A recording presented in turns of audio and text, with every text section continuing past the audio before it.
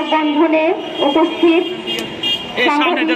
ভাই ও বোনেরা এবং যারা আমাদের এই মানববন্ধনের সাথে সংহতি প্রকাশ করে আমাদের পাশে দাঁড়িয়েছেন, সবাইকে আন্তরিক অভিনন্দন এবং সালাম। আসসালামু আলাইকুম ওয়া রাহমাতুল্লাহ।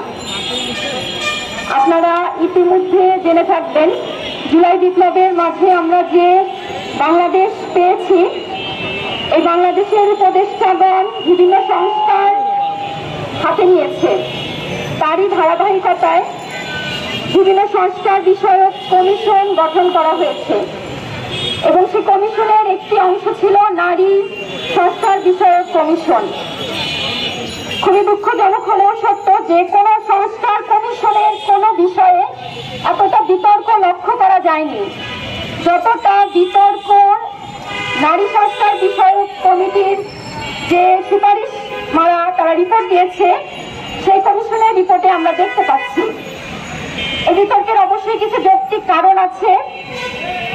আপনারা দেখে থাকবেন, নারী সংস্কার বিষয়ক কমিশন সার্বজনীন প্রতিনিধিত্ব করার যে যোগ্যতা সেটি হারিয়েছে।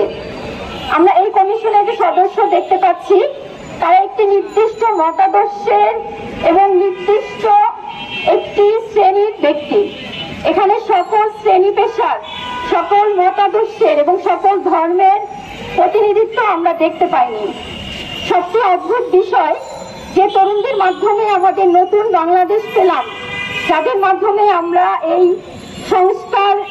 সংস্কারের এই সুযোগ আমাদের সামনে এসেছে, সেই তরুণদের কোনো অংশগ্রহণ আমরা এই নারী বিষয়ক সংস্কার কমিশনে দেখতে পাইনি। এমনকি এই সংস্কার কমিশনের যে সুপারিশমালা পেশ করা হয়েছে, এখানে জুলাই বিপ্লবে অংশগ্রহণকারী নারীদের বিষয়ে কোন সুপারিশ বা স্বীকৃতি আমরা এখানে দেখতে পাইনি। এটি আমাদের জন্য খুবই দুঃখজনক। সেজন্য আমরা বলতে চাই, এই সংস্কার কমিশন তার সার্বজনীন গ্রহণযোগ্যতা হারিয়েছে। যে কমিশন সকল মতাদর্শ এবং সকল শ্রেণী পেশার মানুষের ইচ্ছা এবং আকাঙ্ক্ষার প্রতিফলন হয়নি, তাকে আমরা কখনোই সার্বজনীন গ্রহণযোগ্য সংস্কার বলতে পারি না।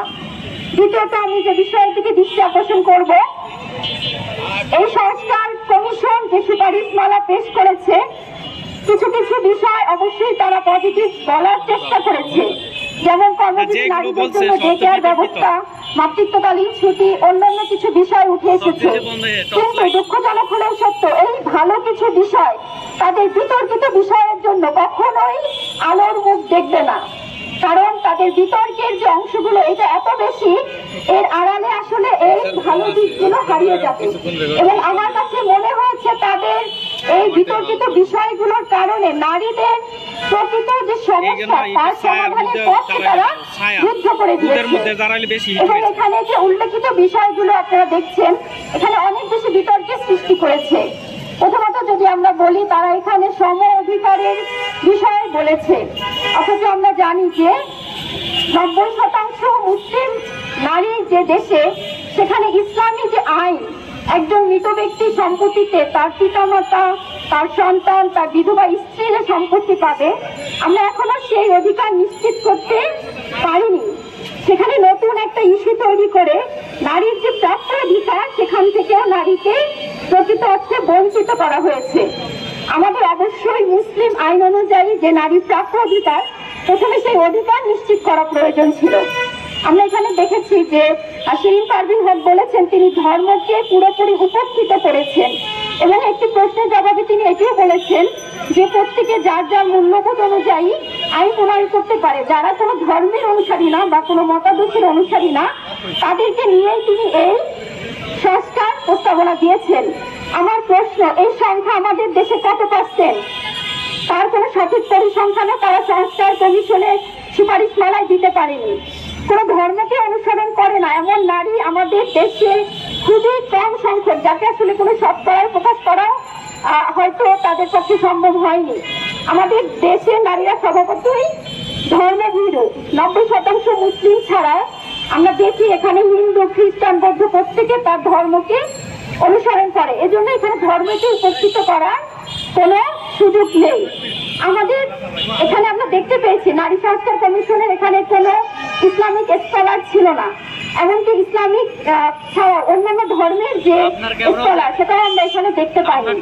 বেশিরভাগ সদস্যই ছিল উন্নয়ন সংস্থার এবং তারা কিন্তু কোনো বিশেষ যে গবেষক তাদের কাছ থেকেও পরামর্শ না নিয়ে তারা একটি রিপোর্ট উপদেষ্টার কাছে হস্তান্তর করেছে।